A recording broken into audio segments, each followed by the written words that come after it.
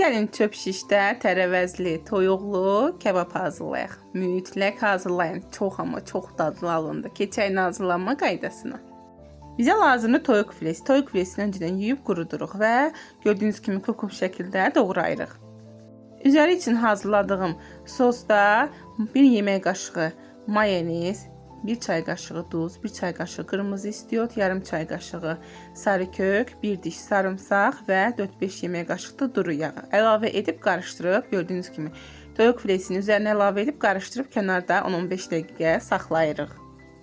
10-15 dəqiqə saxladıqdan sonra gördüyünüz kimi çöp şişlərə keçirdirik. Çöp şişləri istifadə eləmədən öncə isti su ilə mütləq yuyun.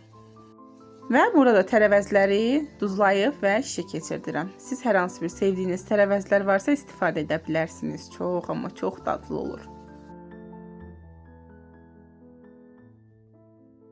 Özəlliklə də badımcanın aralarına quyruq əlavə elədim. Çox dadlı olur. Mütləq bunu da sınayın. Eyni bu qayda ilə davam edirik və hazırlayacağımız soba listinin içərisinə yağlı kağız əlavə edib üzərinə yığırıq. Yığdıqdan sonra 200 dərəcədə sobada təxmini 15-20 dəqiqə pişiririk.